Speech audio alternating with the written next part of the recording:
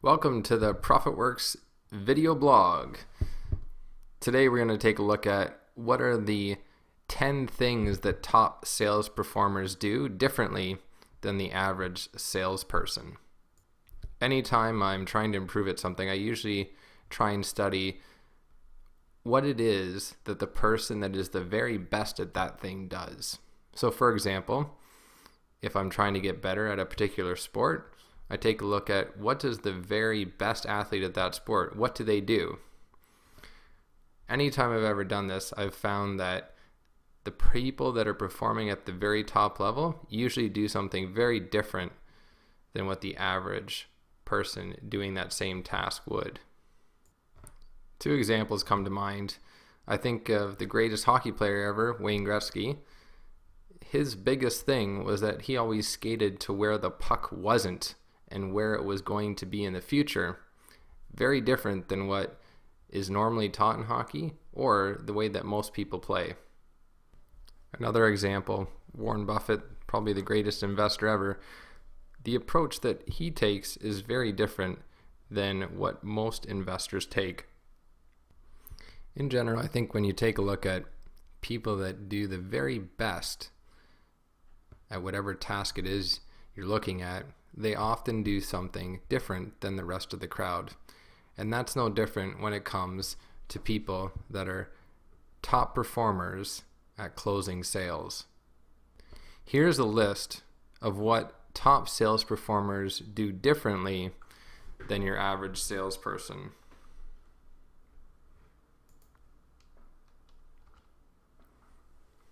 As you will see, it's not focused on telling how great of a product or service they have. It's not focused around doing a great job of communicating the features of the particular product or the details about the company.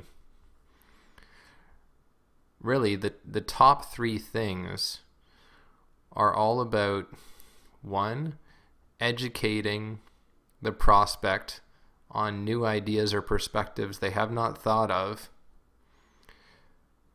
persuading them that what you are proposing will achieve the results that they desire, and also collaborating with them.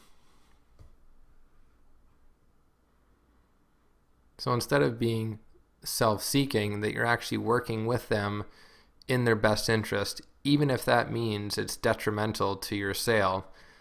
Although in the short term, you may lose out on a sale, by taking this approach, it's been proven that taking that honest approach would actually lead to further sales in the future.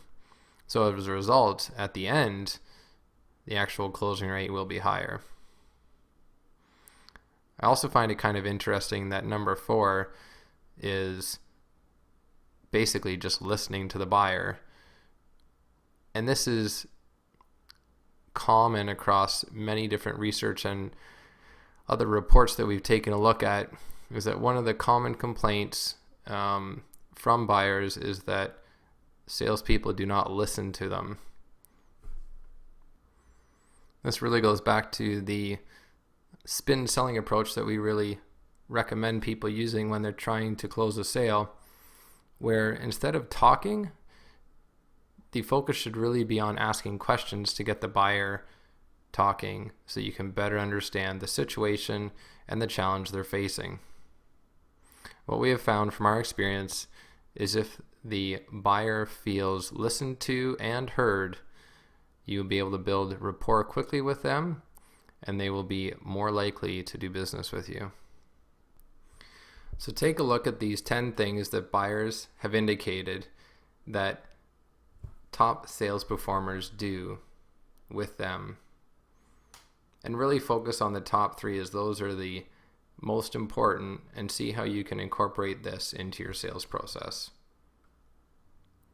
Thanks again for watching our video blog, and be sure to check out our written blog as well at www.profitworks.ca/blog.